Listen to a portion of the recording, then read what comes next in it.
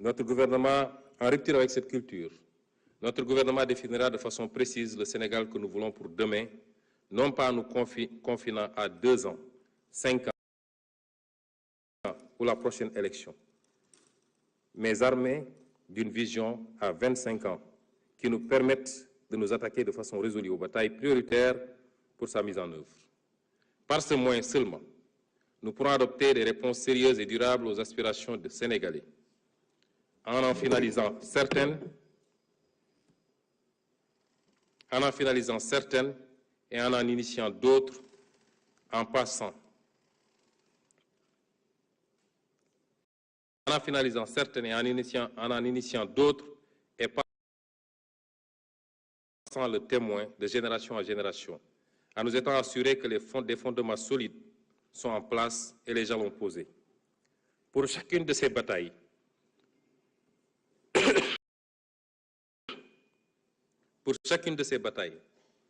notre gouvernement communiquera de façon honnête, transparente et responsable avec les citoyens. L'obsession de la prochaine élection, les pressions politiques du moment ne doivent pas dévier les actions sur le court terme et produire des effets détournés dans la conduite de politique et de décisions qui exigent une vision à long terme. C'est maintenant qu'il faut redonner au plan son rôle et sa dimension diaïste au sens du président Mamadou Dia. Ainsi, l'agenda national de transformation, désormais unique référentiel de nos politiques publiques, élaboré en seulement 6 mois, entièrement par des compétences nationales, sera opérationnalisé à travers un master plan de 10 ans qui déterminera les choix de politique sectorielle et un plan d'action quinquennal qui encadrera rigoureusement la programmation et l'exécution budgétaire. La troisième rupture est celle d'une logique de dépense à une logique de résultat. Le sentiment largement diffusé aujourd'hui, c'est que l'impact d'une activité se mesure au montant dépensé. Il y a toujours des inondations. Pourtant, nous avons dépensé des milliards. L'agriculture sénégalaise va mal, mais non. Regardez tout ce qu'on a dépensé en subventions et en machines. Cette culture apparaît dans toute l'ironie de sa splendeur lorsqu'on présente un budget de 7 000 milliards comme une prouesse. Ce qui compte, ce n'est pas de dépenser des milliards, c'est de bien dépenser ces milliards. Pour changer dans les faits et pour le mieux la vie de chaque Sénégalais. Ainsi, notre gouvernement travaillera à réorienter notre administration vers une culture de résultats. Notre priorité, ce ne sera plus combien de milliards ont été dépensés, mais bien l'impact relatif de chaque franc dépensé.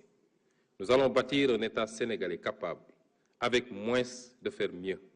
Du reste, cette logique du résultat et de l'impact ne sera pas seulement valable pour les dépenses issues de nos ressources publiques, elle le sera tout autant pour les ressources issues de nos partenaires au développement. À cet effet, nous avons commencé à mettre en place un nouveau dispositif d'identification et de sélection des investissements publics, en évitant d'engager des opérations d'investissement que le secteur privé pourrait et devrait réaliser. Dans cette perspective, la politique de partenariat de type public-privé sera repensée pour corriger les déséquilibres et imperfections constatés au cours de la dernière décennie. Une attention particulière sera apportée aux co-unitaires en redéfinissant la politique de commande publique et en retenant partout des prix de référence. La qualité des ouvrages et les délais de livraison de la commande publique deviendront des normes que tout contractant devra respecter. Par-dessus tout, la transparence devra être de rigueur dans le choix des entreprises contractantes qui devront remplir toutes les exigences de qualification et d'expérience requises. La quatrième rupture est celle d'une logique de gestion partisane à une logique de participation citoyenne. Notre ambition pour le Sénégal ne peut réussir sans une adhésion durable des populations et sans la participation de tous à la construction commune d'un Sénégal nouveau. En votant pour le projet, les Sénégalais ont également rejeté cette façon de faire de la politique, où l'on proclame la main dans le cœur, la main sur le cœur, que la patrie viendra avant le parti, et où chaque acte posé démontre le contraire. Nous ne voulons plus d'une gestion du pays qui se résume à la gestion partisane d'une clientèle politique. Nous ne voulons plus d'un pays où les richesses sont accaparées par un clan. Nous voulons, au contraire, un pays où les ressources du pays sont gérées au profit de tous et où le mérite est plus important que l'appartenance familiale, ethnique ou politique. La cinquième rupture consacre le passage d'une gestion centralisée à outrance à une logique de gestion déconcentrée, une logique, disons, territorialisée. En effet, notre ambition pour le Sénégal ne pourra être réalisée sans une gestion plus proche des territoires. Faire reculer le centralisme au profit de la gestion de proximité. Notre action sera dès lors de procéder à de profondes réformes en matière de décentralisation, de fiscalité et de gestion budgétaire, entre autres, afin de libérer le potentiel de notre terroir. Au sein de ces pôles, les villes épicentres seront au cœur de la nouvelle stratégie. Elles bénéficieront d'investissements conséquents en matière d'eau et d'assainissement, d'électrification, de gestion des déchets, d'infrastructures de transport et numérique, et j'en passe. Dans la même foulée, la décentralisation sera approfondie en renforçant les compétences, les capacités et les moyens financiers des collectivités territoriales. La charte de la déconcentration sera intégralement mise en œuvre afin de rapprocher l'administration des usagers du service public. La sixième rupture consiste à bannir la logique d'accaparement au profit d'une minorité, au profit d'une logique d'équité et de justice. La reddition des comptes, puisque c'est de là qu'il s'agit, ne doit plus être perçue comme une exception aux règles de gestion de la chose publique, mais plutôt comme un principe de transparence et une exigence de gouvernance. Nous nous inscrirons dans ce cadre, aussi bien pour l'audit de l'utilisation des fonds publics antérieurement à notre arrivée au pouvoir, que pour la gestion des affaires publiques durant les années de notre gouvernance. L'État veillera à ce que les structures de contrôle et les juridictions compétentes puissent exercer leurs missions respectives, conformément aux lois et règlements, mais également en application des principes de la séparation des pouvoirs et de la présomption d'innocence.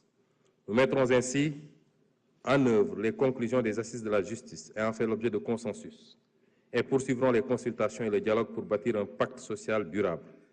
Nul ne pourra désormais se prévaloir d'une proximité partisane pour accéder à des faveurs indues ou se protéger de sanctions méritées. Chaque talent national sera promis en ne tenant compte ni de son origine, ni de sa religion, ni de son appartenance partisane. Enfin, la septième rupture implique le passage d'une administration bureaucratique à une administration moderne et performante. L'administration doit être le fer de lance de la conduite du changement auquel nous invite le chef de l'État. Elle sera plus attentive et orientée vers la satisfaction de l'usager. Le clientélisme y sera aboli, conformément à l'invite du chef de l'État aux agents de l'administration. Chaque agent de l'État, à quelque niveau qu'il soit, devra faire sien le nouveau paradigme d'une administration performante et moderne. À cet effet, le gouvernement engagera les réformes idoines pour doter les services administratifs de capacités humaines qualifiées et motivées, ainsi que des moyens de fonctionnement liés, tout en amplifiant la lutte contre le gaspillage dans les dépenses courantes. La corruption et la concussion seront combattues sans faiblesse, en commençant par accélérer l'automatisation des procédures administratives.